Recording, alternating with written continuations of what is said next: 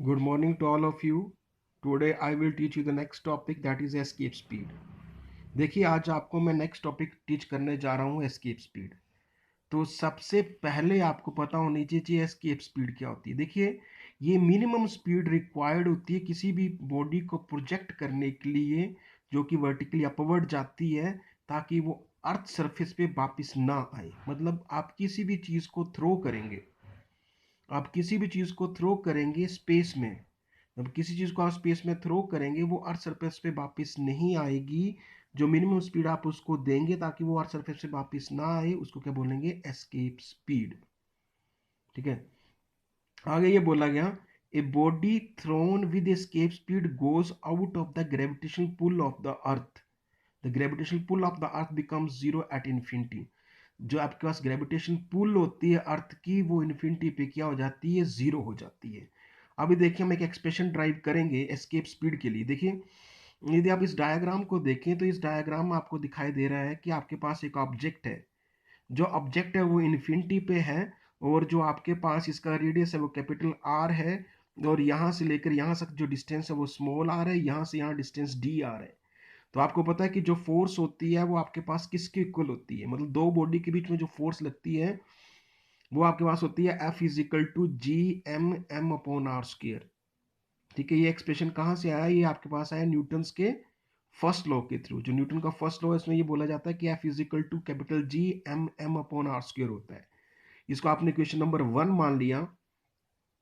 उसी तरह से आपने क्या बताया कि जब आपने ऑब्जेक्ट को यहां से मतलब आपने बॉडी को थ्रो किया है और वो जो मिनिमम स्पीड है जिससे थ्रो किया है ताकि बॉडी वापिस अर्थ सरफेस पे ना आए उसको क्या बोला जाता है? Escape speed. मान लिया कि आपने एक स्टोन लिया, स्टोन को पहले आपने फेंका तो वो वापिस अर्थ सरफेस पे आ गया। फिर आपने फेंका तो थोड़ी और हाइट उसने अटेन की, फिर वो अर्थ सरफेस पे आ गया।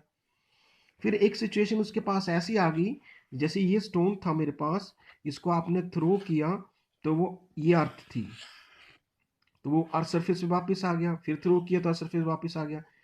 ऐसे इतनी स्पीड से आपने स्टोन को फेंका कि वो वापस ही नहीं आया। That is known as the minimum speed. जो मिनिमम स्पीड आपने उसको दी ताकि वो अर्थ सरफेस पे वापस नहीं आया उसको क्या बोला गया? एस्केप स्पीड बोला गया।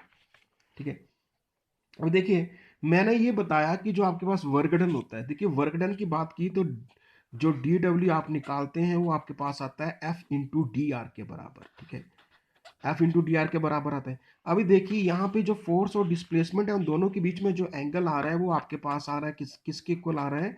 वो आ रहा है that is equal to 180 degree. तो आप यहाँ पे लिखेंगे F into D R cos into 180 degree. ठीक है, तो आपने क्या काम किया? अब कोस 180 डिग्री की जब हम वैल्यू की बात करते हैं तो आपका कैसा आएगा? Minus F into D are के बराबर।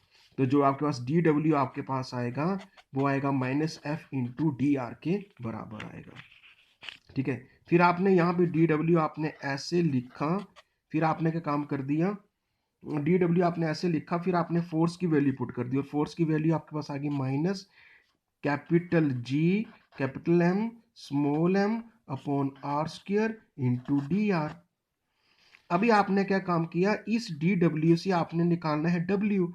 जब आपने डी डब्ल्यू से डब्ल्यू निकालना है तो आप उसके क्या काम करेंगे? इंटीग्रेट करेंगे।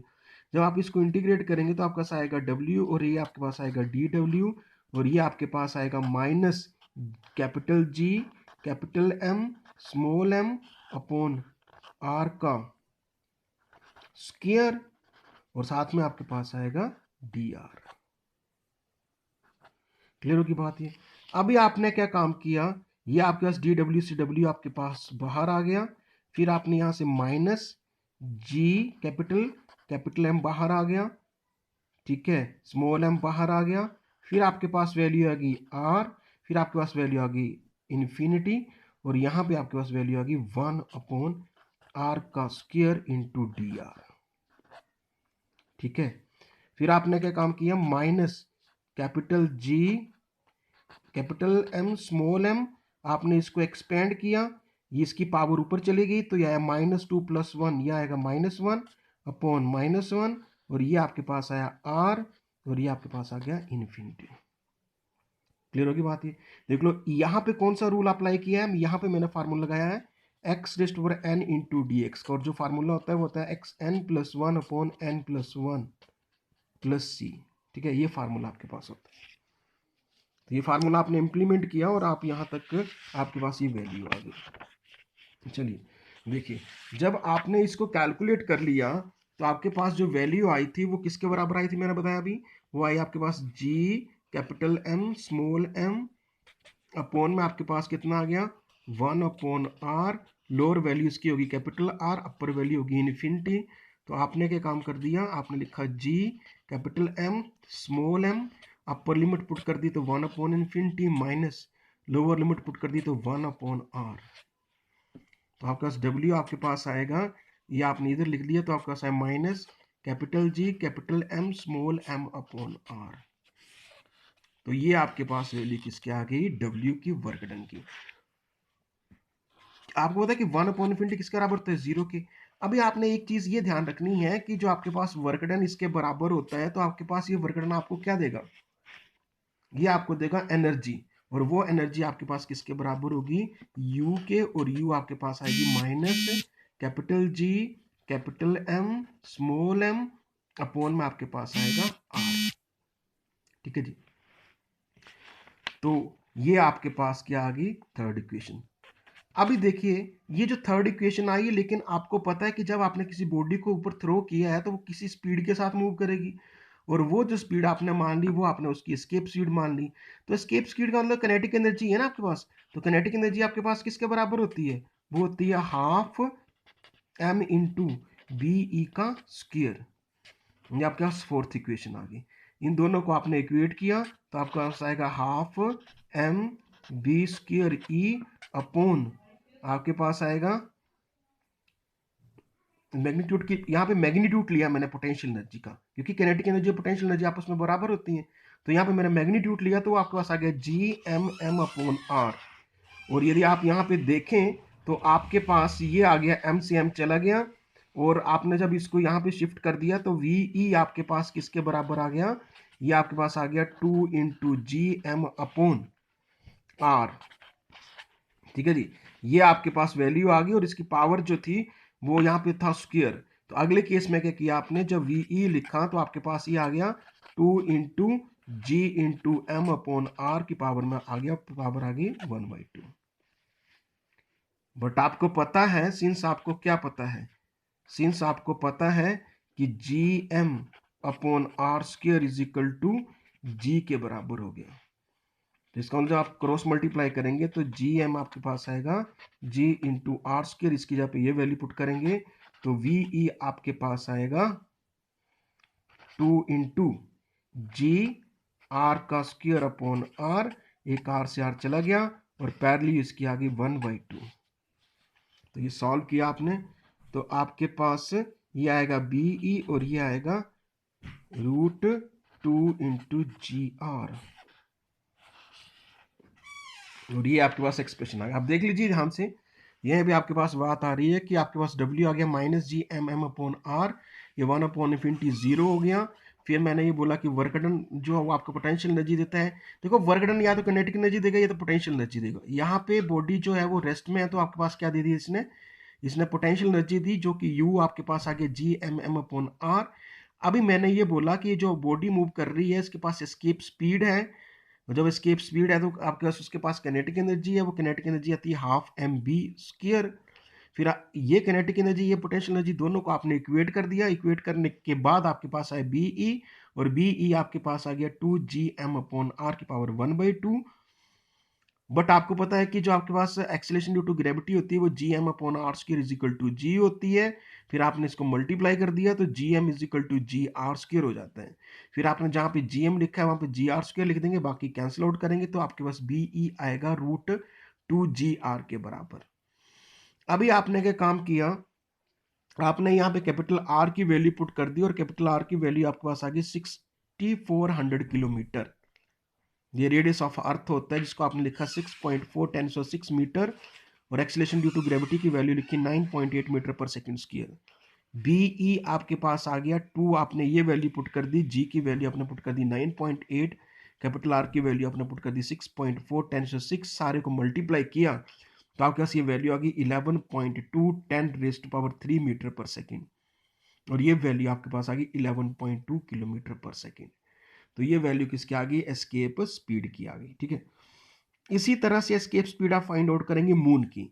देखिए मून की आपने जो एस्केप स्पीड फाइंड आउट करनी है तो आपने सिर्फ उसमें एक्सीलरेशन ड्यू टू ग्रेविटी ही चेंज करनी है। जो आपके पास आएगी जी की जगह पे आएगी, आप उसको 6 से डिवाइड कर देंगे, मतलब जो आपके पास अर्थ की ग्रेविटी होगी उसको आप 6 से डिवाइड कर देंगे तो आपका एक्सीलरेशन टू ग्रेविटी मून की आ जाएगी। बाकी सारी वैल्यू इसी फार्मूला में पुट करेंगे आप, तो आपके पास ये आए v is equal to √2 into 1.6 into 1.75 10⁶ 2.37 kilometre per second आ गई। तो आप यहां से देखेंगे कि जो अर्थ के पास एस्केप स्पीड है वो बड़ी कम है as compared to the moon. बात क्लियर होगी, ठीक है। नेक्स्ट देखिए कुछ एग्जांपल डिस्कस करूंगा आपके साथ में एस्केप स्पीड के। एस्केप स्पीड के कुछ एग्जांपल मेरे पास आते हैं जो, ठीक है, जैसे मैंने कोई स्टोन लिया, स्टोन को क्या कर दिया मैंने? थ्रो कर दिया। या आप कई बार क्या करते हैं, रॉकेट को लॉन्च करते हैं, तो वो भी आपके पास किसका आ गया? एग्जाम्पल आ गया। सैटेलाइट को लॉन्च करते हैं, तो वो आप क्या सारे एग्जाम्पल किसके आ रहे हैं? एस्केप स्पीड के ही आ रहे हैं, ठीक है। अभी एक न्यूमेरिकल करेंगे हम, जो भी आपके पास एस्केप स्पीड के साथ रिलेटेड होता है। देखिए यहाँ पे न्यूमेरिकल में बोला गया है कि आपके पास जो एस्केप स्पीड है, the escape speed of the earth is 11.2 kilometre per second. Find the escape speed of the another planet having the mass 1000 times and the radius 10 times that of the earth। मैं solution की बात करूं तो escape speed of the earth जो है मेरे पास we की value आ रही है √2 gm/r, जो कि 11.2 किलोमीटर पर सेकेंड होती है, वो आपको पता ही है। फिर मैंने क्या बोला कि जो escape speed of the planet है उसका फार्मूला v होता है, v is equal to √2 gm/r dash होता है। यहाँ पे देखिए क्वेश्चन में गिवन था मास, तो आपका m डैश आ गया 1000 m आ गया, r डैश जो है वो 10r आ गया।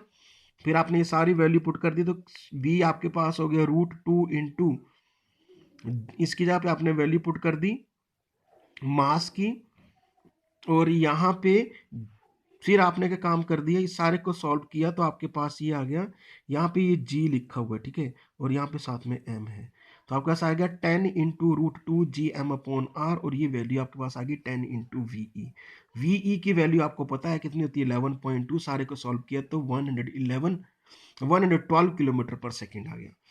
तो आपके पास ये न्यूमेरिकल है जो आप इसको सॉल्व कर सकते हैं। नेक्स्ट आपके पास आता है कि अर्थ सैटेलाइट क्या होते हैं। देखिए सैटेलाइट क्या है कि एक हैवली बॉडीज होती है, जितना भी टेलीकम्युनिकेशन हो रहा है आपके पास, आपका टीवी देख रहे हैं आप या कोई भी कम्युनिकेशन हो रहा है वो सैटेलाइट के ऊपर ही बेस्ड है। सैटेलाइट क्या होता है कि हैवली बॉडीज होती है जो कि अर्थ के अराउंड मूव करती है। जैसे मान लिया ये मेरे पास अर्थ है, ठीक है, तो आपने क्या किया, कोई हैवली बॉडी यहाँ पे फिट कर दी किसी तरीके से, तो वो इसके अराउंड क्या करेगी, अर्थ के अराउंड क्या करेगी, धीरे धीरे मूव करेगी, और वो हैवली बॉडी क्या बन जाती है, सैटेलाइट बन जाती है, ठीक है। तो ये डेफिनेशन है सैटेलाइट की कि आपके पास क्या आता है, a heavenly body having body revolving around the earth. एक हैवली बॉडी जो आपके पास अर्थ के अराउंड मूव करती है किसी फिक्स्ड ऑर्बिट में, उसको क्या बोल देते हैं, नेचुरल सैटेलाइट। फॉर एग्जाम्पल जैसे मून है, मून जो है वो किसके अराउंड मूव कर रहा है, अर्थ के। So moon is natural satellite of the earth. जो मून है आपके पास वो नेचुरल सैटेलाइट है किसका, अर्थ का। इसी तरह से मैन मेड सैटेलाइट्स भी होते हैं जिसको हम आर्टिफिशियल सैटेलाइट्स बोलते हैं, मतलब जो आदमी ने बनाए सैटेलाइट वो आर्टिफिशियल सैटेलाइट्स बन जाएंगे। The first man made satellite जो भेजा गया था ऑर्बिट में अराउंड अर्थ के, वो स्पुतनिक था, स्पुतनिक था। और उसी तरह से इंडिया में बड़े सारे ऐसे सैटेलाइट जो है वो लॉन्च किए गए, जैसे आर्यभट्ट जो था वो इंडिया का था, जो सबसे पहले लॉन्च किया गया था वो 1975 में लॉन्च किया गया था। इसी तरह से बड़े सारे ऐसे सैटेलाइट्स हैं इंडिया में, भास्कर है, रोहिणी है, जो कि सैटेलाइट जो है वो लॉन्च किए गए हैं कहाँ से, अर्थ सरफेस से। अब इसका प्रिंसिपल क्या होता है, मैं आपके साथ प्रिंसिपल डिस्कस करूंगा कि प्रिंसिपल ऑफ लॉन्चिंग सैटेलाइट्स क्या होते हैं। तो प्रिंसिपल ऑफ लॉन्चिंग सैटेलाइट में बोला जाता है, explain the principle of launching of a natural satellite. Consider a tall tower on the surface of the अर्थ। आपने एक बड़ा सा टावर लिया अर्थ सरफेस के ऊपर, उसको आपने उसके ऊपर किसी चीज़ को ऑब्जेक्ट को थ्रो किया तो वो इस सरफेस पे आ गया, फिर आपने थ्रो किया तो यहाँ पे आ गया, फिर आपने एक स्टेज उसको थ्रो करते रहे तो एक स्टेज ऐसी आएगी कि वो अर्थ सरफेस के अराउंड क्या करेगा, मूव करना स्टार्ट कर देगा। ठीक है, जब अर्थ सरफेस के अराउंड मूव करना स्टार्ट कर देगा तो उसको क्या बोलेंगे, वो आपके पास क्या आता है, ये प्रिंसिपल होता है लॉन्चिंग ऑफ सैटेलाइट। यहाँ पे ये बोला गया, explain the principle of launching of a natural satellite, consider a tall tower, आपने एक टावर लिया on the surface of the earth, earth surface के ऊपर, as shown in the figure, figure में, no throw a body horizontally, किसी body को horizontally रख दिया from the top of the tower, tower से एट द डिफरेंट वेलोसिटी, अलग अलग वेलोसिटीज में, then the body is thrown with a small velocity, it describes a parabolic path under the effect of gravity, and जब आपने उसको throw किया तो वो under the effect of gravity आया और नीचे गिर गया, the surface of the earth at somewhat greater velocity, और एक स्टेज ऐसी आएगी कि वो सरफेस पे ना गिरते हुए उसके अराउंड मूव करना स्टार्ट कर देगा। तो ये जो है वो प्रिंसिपल है आपके पास launching of the satellite. Next आपके पास ऑर्बिटल वेलोसिटी क्या होती है, देखिए मोस्ट इंपोर्टेंट टॉपिक है आपके पास orbital velocity. The velocity required to put a satellite into its orbit around the Earth is called orbital velocity. A satellite moves around the Earth in its orbital velocity. मतलब बोलने का क्या है कि आपको मैंने पहले ही बताया कि हमारे पास मान लिया ये अर्थ है, ये अर्थ है, आपने सैटेलाइट को अर्थ सरफेस से ऊपर की तरफ भेज दिया, किसके थ्रू, एस्केप स्पीड से, वो अर्थ सरफेस की एस्केप स्पीड से चला गया। अब जब वो यहां पे पहुंच गया है तो उसको मूव करने की, मतलब वो अपने ऑर्बिट में फिट करना है। जब वो अपने ऑर्बिट में फिट हो जाएगा और उसके अराउंड क्या करेगा, मूव करेगा, तो वो किसके थ्रू मूव करेगा, ऑर्बिटल वेलोसिटी के थ्रू मूव करेगा। तो ऑर्बिटल वेलोसिटी क्या होती है, the velocity required to put a satellite into its orbit, ऐसी वेलोसिटी जो रिक्वायर्ड होगी सैटेलाइट को उसके ऑर्बिट में पुट करने के लिए अराउंड द अर्थ, अर्थ के around, is called here orbital velocity, उसको क्या बोलेंगे, ऑर्बिटल वेलोसिटी बोलेंगे। A satellite moves around the earth in its orbital velocity, कोई भी सैटेलाइट जो है वो अर्थ के अराउंड मूव करता है, किसमें, उसकी ऑर्बिटल वेलोसिटी के थ्रू। तो मैंने क्या बोला कि the velocity required to put a satellite, जो वेलोसिटी रिक्वायर्ड होती है किसी भी सैटेलाइट को पुट करने के लिए उसके ऑर्बिट में अराउंड द अर्थ, उसको क्या बोलते हैं, ऑर्बिटल वेलोसिटी। और a satellite moves around the earth in its orbital velocity, कोई भी सैटेलाइट मूव करेगा अर्थ के अराउंड तो किसके थ्रू मूव करेगा, उसकी ऑर्बिटल वेलोसिटी के साथ। अभी देखिए इसका एक्सप्रेशन आ गया, एक्सप्रेशन फॉर ऑर्बिटल वेलोसिटी की बात की हमने। हमने ये बोला कि आपने एक सैटेलाइट कंसीडर कर लिए जिसका मास m है, ये सैटेलाइट कंसीडर कर लीजिए जिसका मास m है, वो रिवॉल्व कर रहा है अराउंड द अर्थ, वो सैटेलाइट किसके अराउंड मूव कर रहा है, अर्थ के, in an orbit of radius, जिसका रेडियस यहां से यहां r आ गया, यहां से यहां h आ गया, तो टोटल आपके पास हो गया r plus H, where capital R क्या होता है, वो रेडियस ऑफ द अर्थ होता है, और h क्या होती है, हाइट ऑफ द सैटेलाइट होती है सरफेस ऑफ द अर्थ से। मतलब ये अर्थ आ गई तो अर्थ का रेडियस r है, तो ये इसकी हाइट है h आ गई, ठीक है, h the height of the satellite from the surface of the earth. We note क्या थी, वी नोट वो वेलोसिटी थी जिसके थ्रू सैटेलाइट को भेजा गया और वो मूव कर रहा है, मतलब वी नोट उसकी ऑर्बिटल वेलोसिटी हुई, मतलब वी नोट वो वेलोसिटी हुई जिसके थ्रू जो सैटेलाइट है वो मूव कर रहा है अर्थ के अराउंड, ठीक है। अभी जब अर्थ के अराउंड वो सैटेलाइट मूव करेगा तो ऑब्वियस सी बात है आपके पास क्या होगा, उसको सेंट्रीपिटल फोर्स चाहिए। The gravitational force between the satellite and the earth provides necessary centripetal force to the satellite। अभी वो उसको नेसेसरी सेंट्रीपिटल फोर्स चाहिए तभी तो वो सर्कुलर पाथ में मूव करेगा। देखिए ये तो डेफिनेशन है आपके पास सेंट्रीपिटल फोर्स की। अभी देखिए साथ में इसके पास दो फोर्सेस लगेंगी, एक तो ग्रेविटेशनल फोर्स लगेगी, दूसरी आपके पास सेंट्रीपिटल फोर्स लगेगी, तभी आके करेगी बॉडी सर्कुलर पाथ में मूव करेगी। एक ग्रेविटेशनल फोर्स आएगी, दूसरी क्या आएगी, सेंट्रीपिटल फोर्स आएगी। अब ग्रेविटेशनल फोर्स की बात करें तो आपके पास आया capital G capital M small m R plus H का स्क्वायर इज इक्वल टू, और सेंट्रीपिटल फोर्स आएगी M B square upon R, तो एम बी की जगह पे आ गया V naught square upon R, आ गया आर प्लस एच, ठीक है। अभी आपने क्या काम किया, आपने इस m के साथ इस m को काट दिया, ठीक है। फिर आपके पास आ गया वी नोट का स्क्वायर, और वो आपके पास आ गया G M upon R plus H आ गया।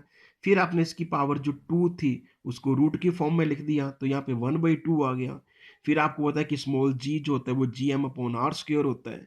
फिर आपने लिखा कि capital G M cross multiply कर दिया, तो ये आ गया। फिर जहाँ पे जी एम लिखा था वहाँ पे जी आर स्क्वायर पुट कर दिया आपने। फिर आपने जो रेडियस था वो मैंने पहले बताया डायग्राम में, देखिए आपके पास ये आर है, ये एच है, तो टोटल आर प्लस एच हो गया। तो यहाँ पे आपके पास जो वैल्यू थी वो आपने पुट कर दी यहाँ पे। जब आपने यहाँ पे वैल्यू पुट कर दी तो आपके पास आ गया v is equal to G R square R plus H की पावर 1/2, और यहाँ पे r प्लस एच की जगह पे आपने लिख दिया r, तो आपके पास v naught is equal to G R आ गया। यहाँ पे g की वैल्यू पुट कर दी आपने 9.8, r की वैल्यू आपको पता है रेडियस ऑफ द अर्थ कितना था 6.4, 10⁻⁶ मीटर, और सारे को कैलकुलेट कर दिया तो इसकी वैल्यू आ गई 7.92 किलोमीटर पर सेकेंड। तो आपके पास ऑर्बिटल वेलोसिटी आपके पास आ गई 7.92 किलोमीटर पर सेकेंड, और एस्केप स्पीड मैंने आप लोगों को पहले बता दी 11.2 किलोमीटर पर सेकेंड। ठीक है, तो ये आज आपको मैंने एक्सप्रेशन बता दी ऑर्बिटल वेलोसिटी का। ठीक है, तो ये आगे देखिए, अभी इसमें टाइम कैलकुलेट करेंगे, time period of the satellite. अब जब time period of the satellite count करना है तो टाइम पीरियड का मीनिंग क्या हुआ?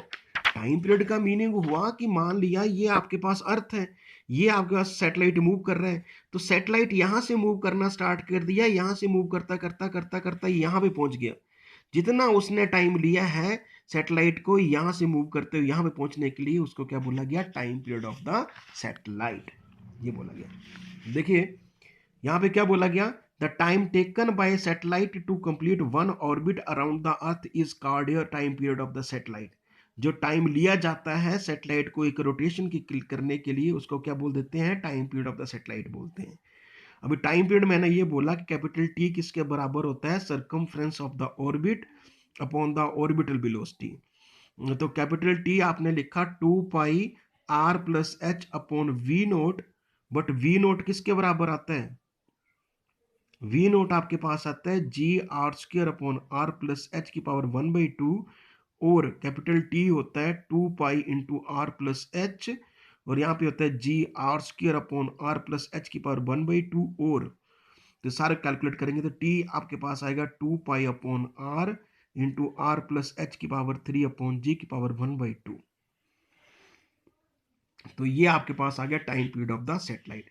इसी तरह से आप देखेंगे आपके पास आपने क्या निकालना है, यहां से आपने निकालनी है height of the satellite above the earth surface. अभी आप क्या निकालेंगे? यहां से हाइट निकालेंगे, height of the satellite above the earth surface. तो टाइम पीरियड आपके पास किसके बराबर होगा? 2 पाई अपॉन आर, और ये वैल्यू आएगी आर प्लस एच की पावर 3 की पावर जी की पावर 1/2। फिर आपने स्केयरिंग कर दी, तो आप इसकी स्केयरिंग करेंगे तो आपके पास आएगा टी स्क्र, और यहाँ पे आपके पास 2 पाई की जगह पे आएगा 4 पाई स्क्र अपॉन आर स्क्र, और यहाँ पे आएगा आर प्लस एच की पावर 3 अपॉन जी, और फिर आपने क्या काम कर दिया? क्रॉस मल्टीप्लिकेशन की। तो आपने क्रॉस मल्टीप्लिकेशन की तो आपके पास आ गया टी स्क्र आर स्क्र जी, यहाँ पे आएगा 4 पाई स्क्र। फिर आपने क्या कर दिया? आपने क्यूब रूट ले लिया। जब आपने क्यूब रूट लिया तो यहाँ पे आपके पास क्या आ गया? इसकी पावर जो 3 थी वो चली गई, वो यहाँ पे 1/3 की फॉर्म में आ गई। तो ये जो आपके पास टोटल हाइट आ गई वो एच आया टी स्क्र आर स्क्र जी अपॉन 4 पाई स्क्र की पावर 1/3। यहाँ पे जो आर था उसको यहाँ पे शिफ्ट कर दिया, और इस एक्सप्रेशन का यूज करके आप जो है हाइट निकाल सकते हैं किसी भी सैटेलाइट की अर्थ सरफेस से कितनी हाइट है। ठीक है, तो आज के लिए इतना ही, बाकी आप लोगों को मैं नेक्स्ट वीडियो में बताऊंगा। ठीक है, तब तक के लिए नमस्कार, जय हिंद।